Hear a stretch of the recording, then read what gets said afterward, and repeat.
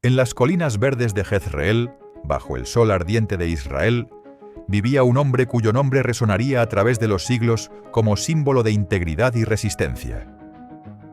Nabote no era un rey, ni un profeta, ni un guerrero famoso.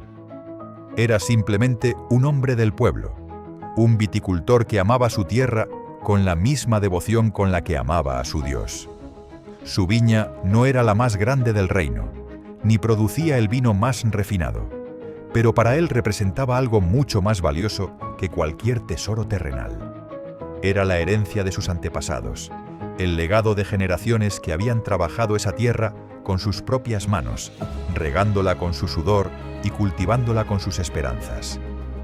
Cada mañana, Nabote caminaba entre sus viñas con paso firme, observando cómo las uvas maduraban bajo el cuidado de Dios y el trabajo honesto de sus manos. No era un hombre rico según los estándares del palacio real, pero poseía algo que ningún oro podía comprar: la paz de vivir conforme a los mandamientos divinos.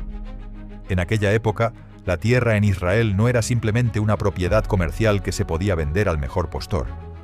Era un pacto sagrado, una promesa que Dios había hecho a los patriarcas, una herencia que debía pasar de padres a hijos, de generación en generación, preservando la identidad y la fe del pueblo elegido.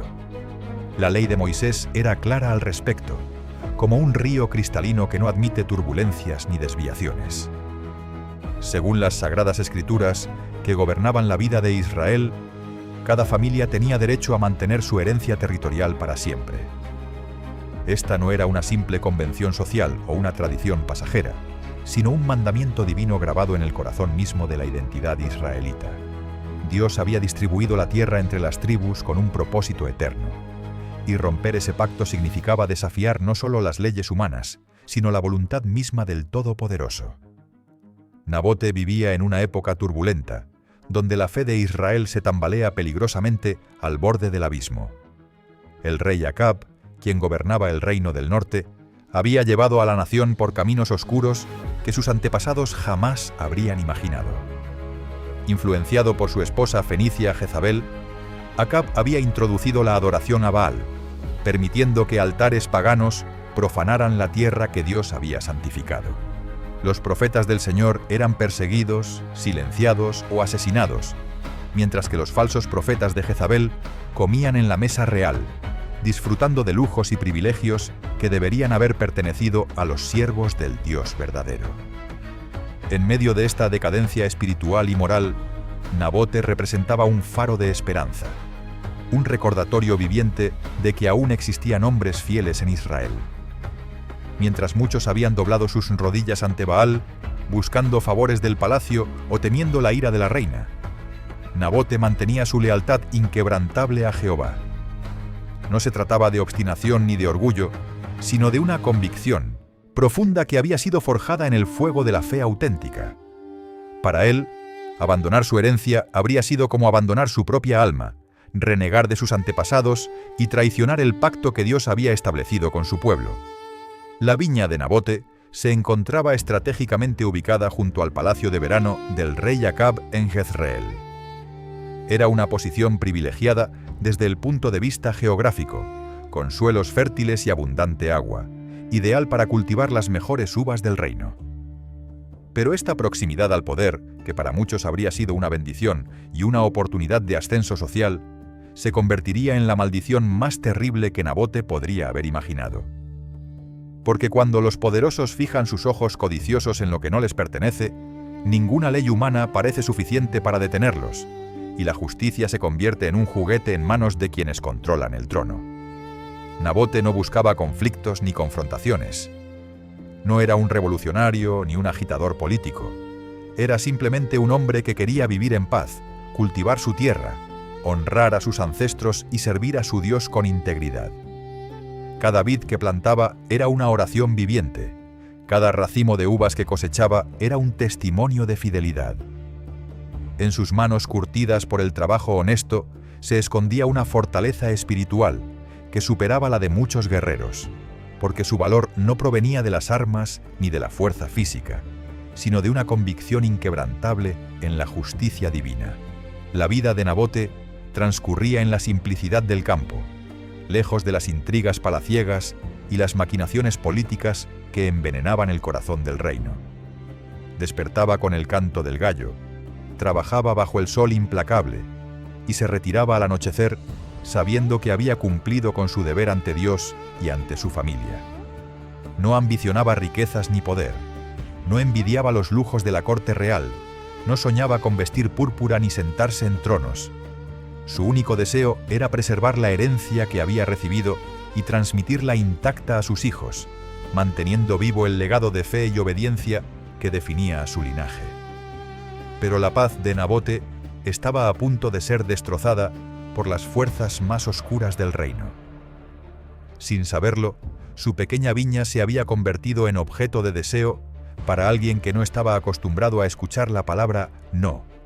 El rey Acab, acostumbrado a que todos sus caprichos fueran satisfechos inmediatamente, había fijado sus ojos en aquella propiedad humilde que separaba su palacio de lo que él consideraba podría ser un magnífico jardín de hortalizas. Y cuando un rey corrupto desea algo y su esposa aún más corrupta está dispuesta a conseguirlo por cualquier medio, incluso el hombre más justo puede encontrarse luchando por su vida. La historia que está a punto de desarrollarse no es solo el relato de un conflicto por una parcela de tierra. Es la eterna batalla entre la justicia y la corrupción, entre la fe y la maldad, entre el hombre común que confía en Dios y los poderosos que creen estar por encima de toda ley divina y humana. En las próximas líneas descubriremos cómo un simple viticultor se convirtió en el símbolo máximo de resistencia contra la tiranía, y cómo su sangre inocente clamó al cielo, exigiendo una justicia que, aunque tardía, sería terrible e inexorable para quienes osaron derramarla. Una tarde, mientras Acab paseaba por las terrazas de su palacio de verano en Jezreel, sus ojos se posaron sobre la viña de Nabote con una codicia que empañaba su mirada como una nube oscura sobre un día soleado. El rey no veía en aquella tierra el sudor de generaciones, ni el amor de un hombre por su herencia, ni el sagrado pacto entre Dios y su pueblo. Lo único que percibía era la oportunidad de expandir sus jardines, de crear un huerto de hortalizas que satisficiera sus antojos culinarios y adornara aún más su residencia de placer. En su mente, distorsionada por años de poder absoluto y caprichos satisfechos, aquella viña era simplemente un obstáculo menor que debía ser removido con rapidez y eficiencia. Acab descendió de su palacio y se dirigió hacia la viña de Nabote con la arrogancia característica de quien jamás ha escuchado una negativa. No iba como un rey humilde que solicita un favor, sino como un monarca que asume que su voluntad es ley suprema. Al encontrarse con Nabote entre las vides, le hizo una propuesta que en su mente limitada parecía más que generosa y razonable. Le ofreció comprar la viña por un precio justo en dinero, o si Nabote lo prefería, le daría otra viña mejor en cualquier lugar del reino. Para Acab, esto era un trato extraordinariamente favorable, una muestra de su magnanimidad real que cualquier súbdito sensato debería aceptar con gratitud y reverencia. Pero Acab no comprendía, o más bien se negaba a comprender, que hay cosas en este mundo que el dinero no puede comprar y que el poder no puede arrebatar. Ignoraba que para un hombre de fe como Nabote, aquella tierra no era una mercancía negociable, sino un vínculo sagrado con sus antepasados y con Dios mismo. El rey, criado en palacios y acostumbrado a que todo tuviera un precio, no podía concebir que existiera algo más valioso que el oro, el poder o los favores reales. Su oferta, que él consideraba generosa, era en realidad un insulto a todo lo que Nabote valoraba y creía. La respuesta de Nabote resonó en el aire como un trueno en medio del silencio. «Guárdeme Jehová de dar a vos la heredad de mis padres». Estas palabras, pronunciadas con firmeza pero sin arrogancia, sellaron el destino del viticultor de una manera que él jamás podría haber imaginado.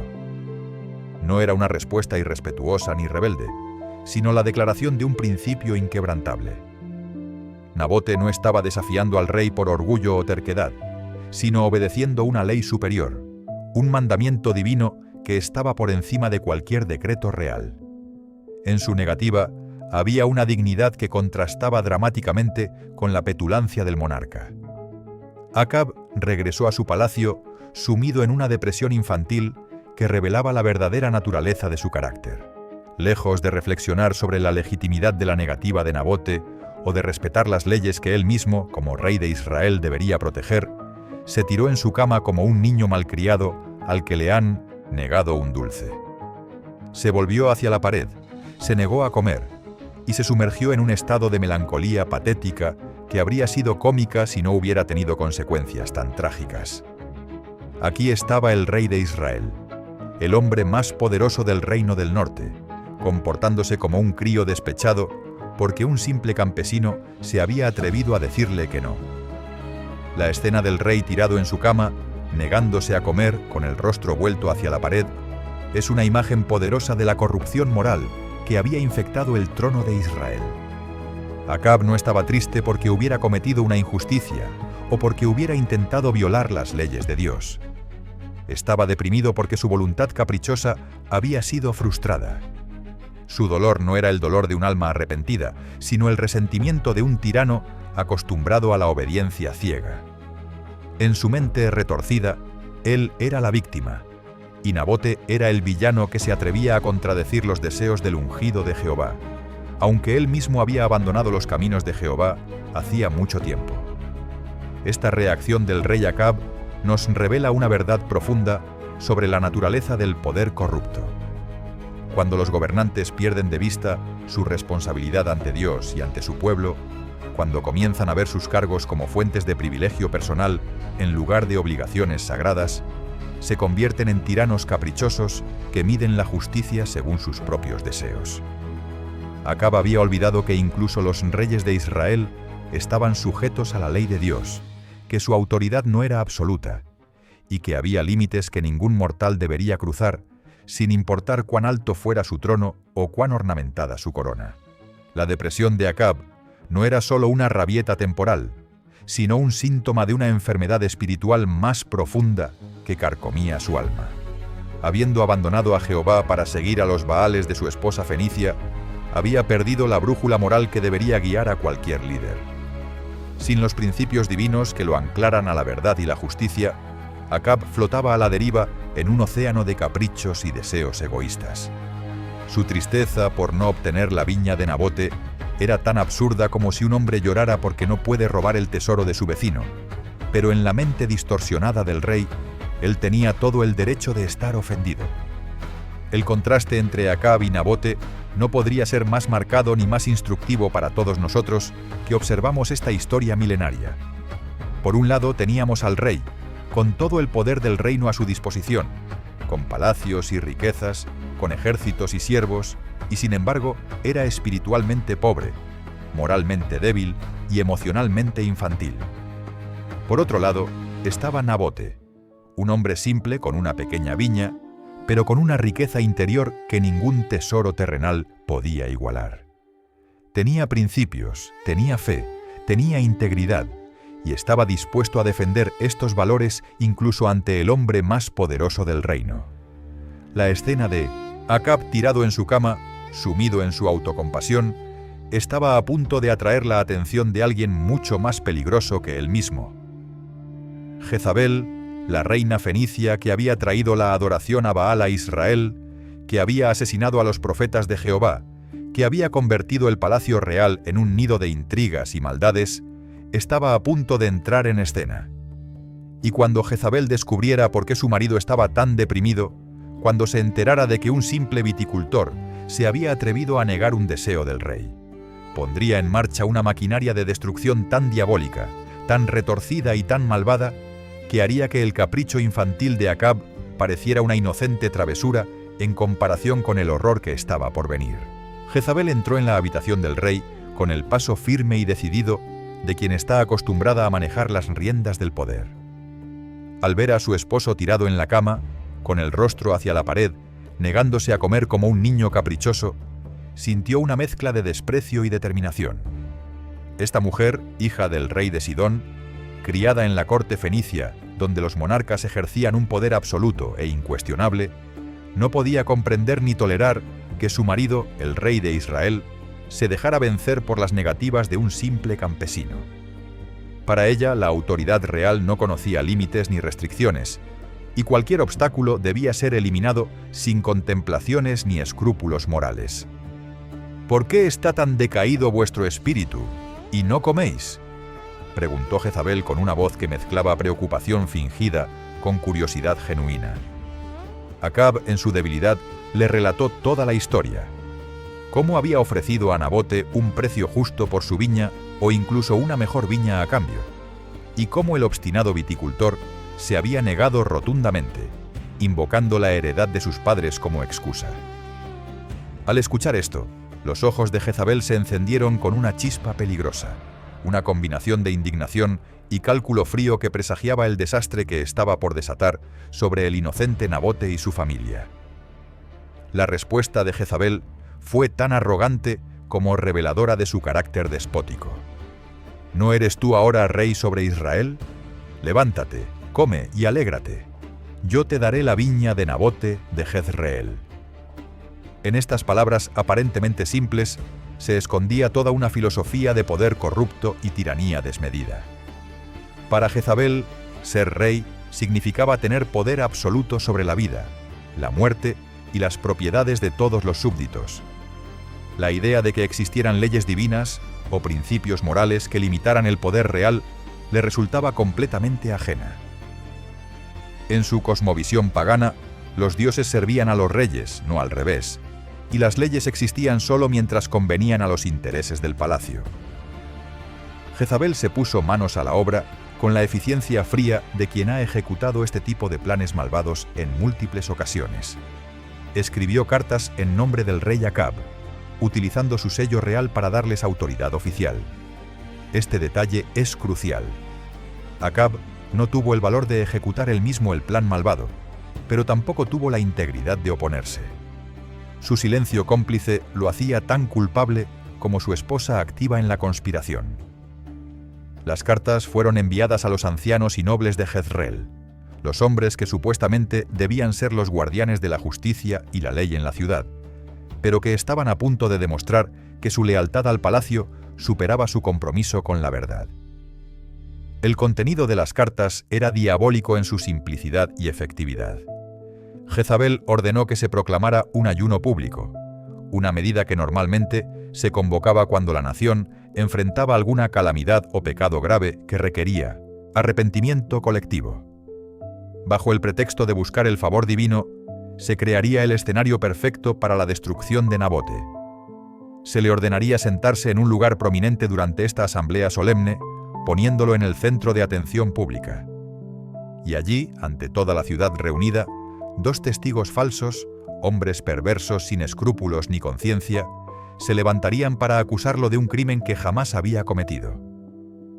La acusación que estos falsos testigos presentarían era doblemente maliciosa. Nabote había blasfemado contra Dios y contra el rey. En la ley de Israel, la blasfemia era uno de los pecados más graves, castigado con la pena de muerte por lapidación. Al combinar la supuesta ofensa contra Dios con la ofensa contra el rey, Jezabel construía una acusación que parecía religiosa y política al mismo tiempo, dificultando cualquier defensa. Era un plan brillante en su maldad, utilizando las propias leyes de Israel para destruir a un hombre que había sido fiel a esas mismas leyes durante toda su vida. La elección de dos testigos no era casualidad, sino un elemento calculado del plan. La ley mosaica requería el testimonio de al menos dos testigos para condenar a alguien a muerte, un requisito diseñado para proteger a los inocentes de acusaciones falsas. Pero Jezabel, con su astucia diabólica, pervertía esta salvaguarda legal, convirtiéndola en un instrumento de injusticia. Los hijos de Belial, como los llama la Escritura, hombres sin principios ni honor, estarían dispuestos a jurar en falso a cambio de algún favor del palacio. Su testimonio coordinado daría la apariencia de legalidad a un asesinato premeditado, manchando no solo las manos de los ejecutores directos, sino también las instituciones sagradas de la justicia israelita. Los ancianos y nobles de Jezreel recibieron las cartas selladas con el sello real y se enfrentaron a una decisión moral crucial. Sabían perfectamente quién era Nabote, conocían su reputación de hombre justo e íntegro, entendían que las acusaciones eran fabricadas y que estaban participando en un asesinato judicial. Pero el miedo al poder del palacio, el deseo de mantener sus propias posiciones privilegiadas y la cobardía moral que infecta a quienes anteponen su seguridad personal a la justicia, los llevó a convertirse en cómplices activos de este crimen atroz. Ninguno de ellos tuvo el valor de resistir, ninguno alzó su voz en defensa del inocente, ninguno se atrevió a decir que el emperador estaba desnudo. La conspiración de Jezabel nos muestra cómo el mal organizado puede ser infinitamente más destructivo que la maldad individual. No se trataba solo de una mujer malvada, sino de todo un sistema corrupto donde cada eslabón de la cadena cumplía su papel en la destrucción de un inocente. El rey que firmaba con su silencio, la reina que planeaba y ejecutaba, los ancianos que obedecían sin cuestionar, los testigos falsos que mentían bajo juramento y, finalmente, como veremos, toda una ciudad que participaría en el asesinato colectivo de un hombre justo. Era el triunfo temporal del mal organizado sobre el bien individual, la victoria efímera de la maquinaria de poder sobre la voz solitaria de la justicia. Mientras Jezabel escribía sus cartas mortales y sellaba el destino de Nabote con el anillo del rey, el viticultor continuaba su vida normal, ajeno a la tormenta que se cernía sobre él.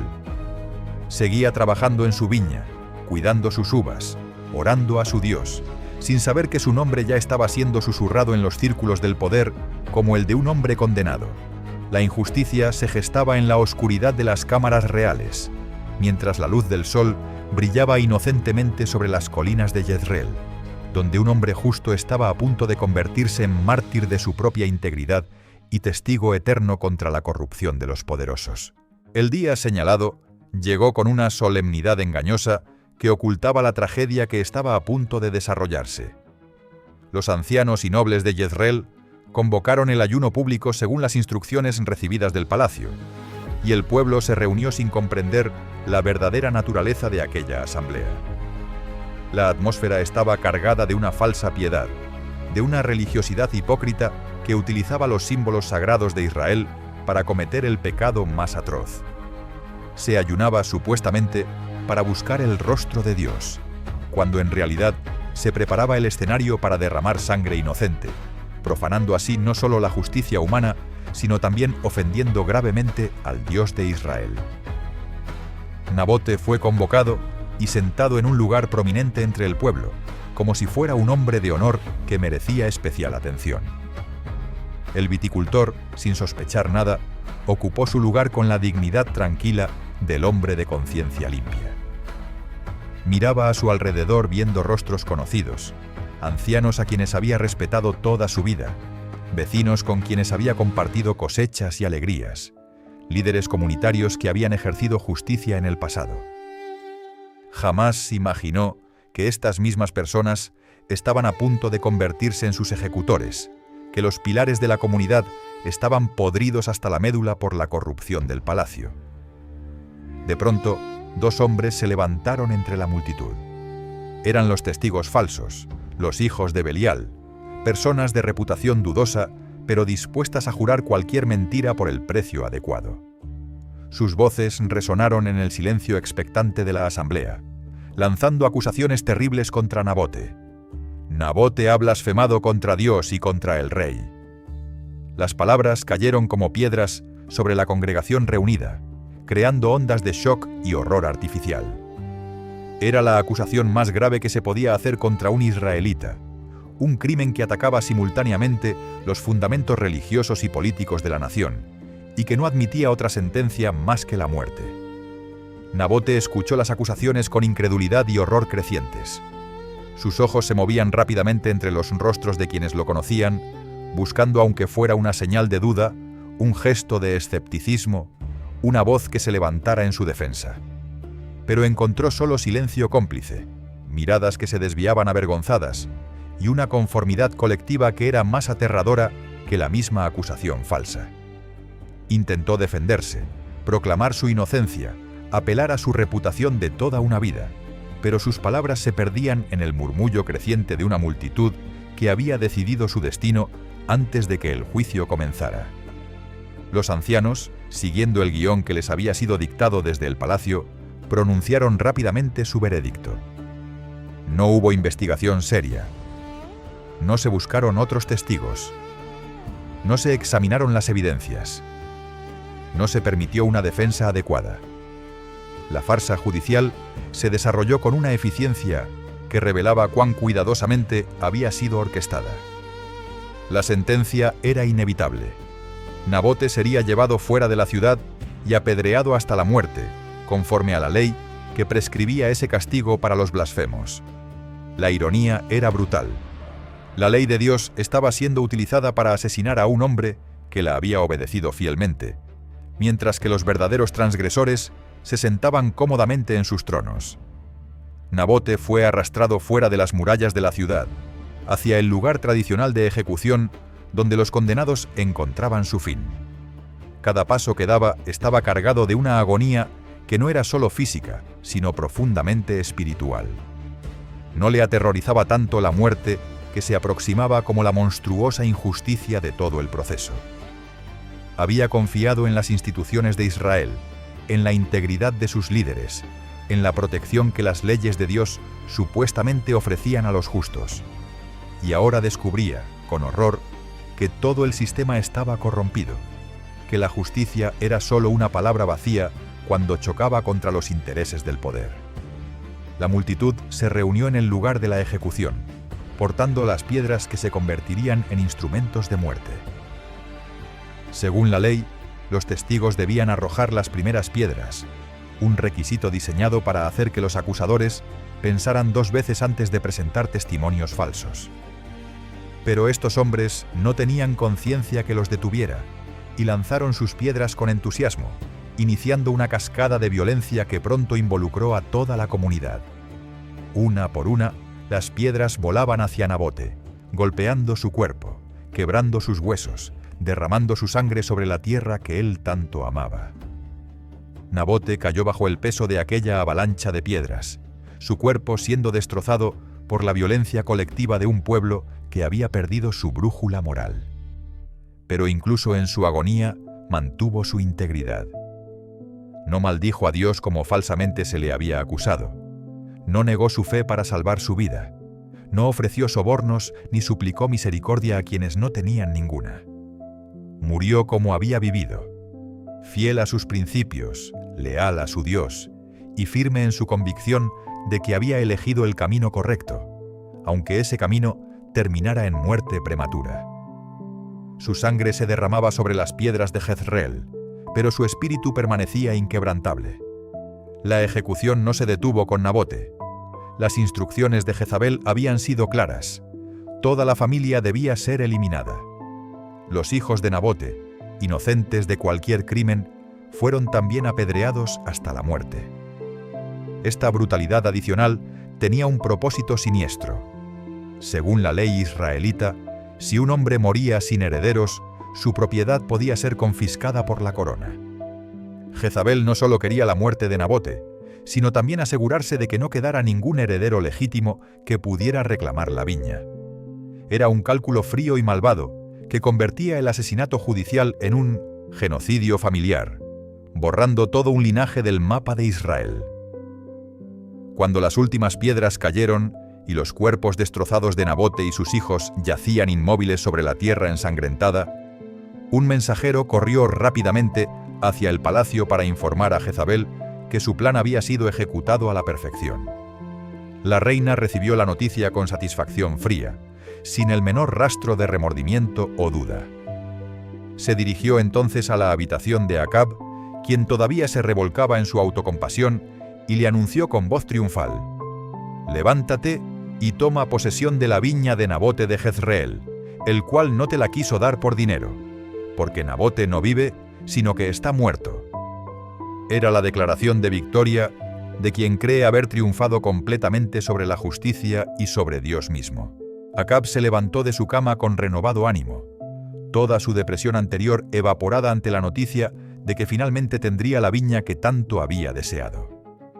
No preguntó cómo había muerto Nabote, no cuestionó la legalidad del proceso, no mostró el menor interés en conocer los detalles del supuesto crimen que había justificado la ejecución. Su conciencia estaba tan adormecida, su sentido de justicia tan atrofiado, que simplemente aceptó el resultado como un problema finalmente resuelto. Se dirigió hacia Jezreel con paso ligero, ansioso por inspeccionar su nueva adquisición y planificar el huerto de hortalizas que tanto había ansiado. Pero mientras Acab caminaba hacia la viña manchada con sangre inocente, Dios no permanecía en silencio ante esta atrocidad. El Señor habló a su profeta Elías el Tisbita, aquel mismo profeta que había desafiado a los sacerdotes de Baal en el monte Carmelo, que había clamado fuego del cielo y había degollado a los falsos profetas de Jezabel. Ahora, Dios lo enviaba con un mensaje que haría temblar los cimientos del palacio real. Levántate, desciende a encontrarte con Acab, rey de Israel, que está en Samaria. He aquí él está en la viña de Nabote, a la cual ha descendido para tomar posesión de ella. Y le hablarás diciendo: Así ha dicho Jehová, ¿no mataste y también has desposeído? Elías obedeció sin vacilación, aunque sabía que enfrentarse al rey en ese momento de triunfo percibido era sumamente peligroso. El profeta había aprendido hacía mucho tiempo que la lealtad a Dios superaba cualquier consideración de seguridad personal. Cuando Acab llegó a la viña de Nabote, mirando con satisfacción la tierra que ahora consideraba suya, se encontró cara a cara con la figura austera y terrible del profeta de Jehová. Los ojos de Acab se abrieron con shock y algo de miedo al reconocer a Elías. Las primeras palabras del rey revelaban su culpabilidad. ¿Me has hallado, enemigo mío? Era una confesión involuntaria de quien sabe que ha actuado mal y teme la confrontación con la verdad. La respuesta de Elías fue devastadora en su claridad y terrible en su contenido. Te he encontrado, porque te has vendido para hacer lo malo delante de Jehová. El profeta no venía a negociar ni a suavizar el mensaje divino con diplomacia humana. Venía como portavoz del Dios de justicia, y su mensaje era un martillo que destrozaría cualquier ilusión de que este crimen quedaría impune. Elías continuó, con voz que retumbaba con autoridad celestial: Así ha dicho Jehová, en el mismo lugar donde los perros lamieron la sangre de Nabote, los perros lamerán también tu sangre, tu misma sangre. Era una sentencia específica, gráfica y absolutamente aterradora. Pero la profecía no terminaba ahí. Dios, a través de Elías, pronunció un juicio completo sobre toda la casa de Acab. El Señor traería mal sobre él, barrería su posteridad y destruiría completamente su dinastía. No quedaría ni un solo varón de su linaje, ni esclavo ni libre en Israel.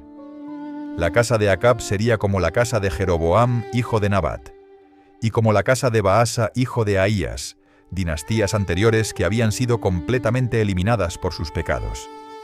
Era el fin de una línea real, el colapso de una familia que había llegado al poder, pero que lo había usado para oprimir a los inocentes y profanar la tierra que Dios había dado a su pueblo. Y la sentencia divina no se limitaba a Acab. Jezabel, la arquitecta principal de este crimen atroz, recibiría su propio castigo específico. Los perros comerán a Jezabel en el muro de Jezreel.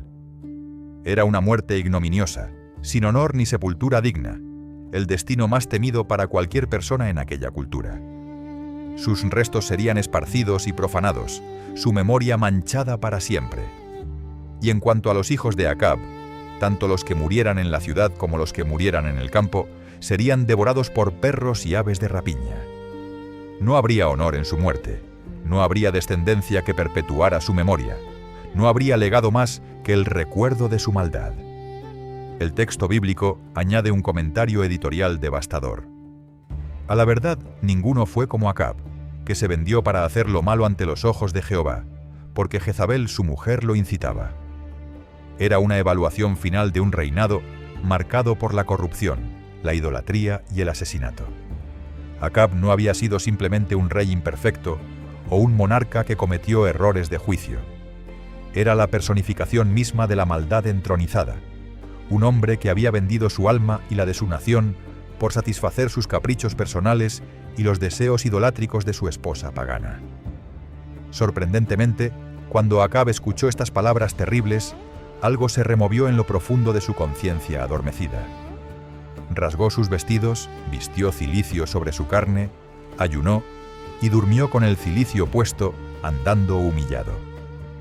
Era una demostración de arrepentimiento que, aunque probablemente superficial y temporalmente motivada por el miedo más que por genuino remordimiento, fue suficiente para que Dios mostrara misericordia parcial.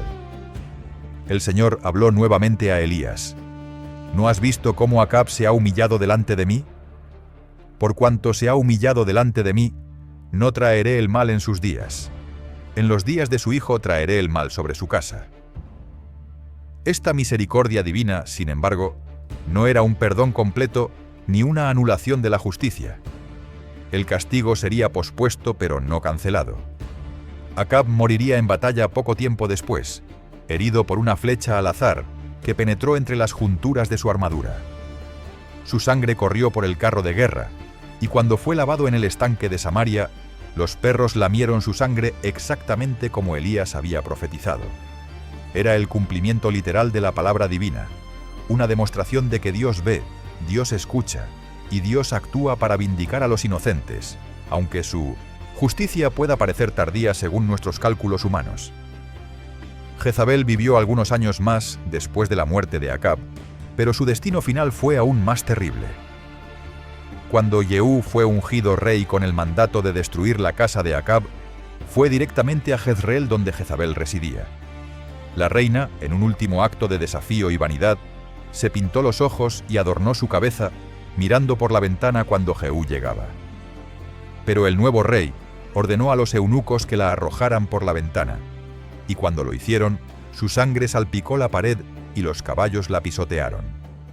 Cuando más tarde enviaron a enterrarla, descubrieron que los perros habían devorado su carne, dejando solo el cráneo, los pies y las palmas de las manos. Era el cumplimiento exacto de la profecía de Elías, una demostración gráfica de cómo el mal, por más poderoso que parezca temporalmente, no puede escapar de la justicia divina. La historia de Nabote no termina con su muerte trágica, ni siquiera con la venganza divina sobre sus asesinos. Su legado perdura a través de los siglos como un testimonio poderoso de integridad inquebrantable, de fe que no se doblega ante el poder corrupto, y de la certeza de que Dios ve la injusticia y actúa para vindicar a sus fieles. Cada vez que esta historia se cuenta, la sangre de Nabote clama desde la tierra, recordándonos que hay principios por los cuales vale la pena morir, que la herencia espiritual es más valiosa que cualquier ganancia material, y que la aparente victoria del mal es siempre temporal. Nabote perdió su viña y su vida, pero ganó la inmortalidad como símbolo eterno de resistencia justa contra la tiranía, y su nombre brilla con más esplendor que todos los reyes corruptos que intentaron borrarlo de la historia.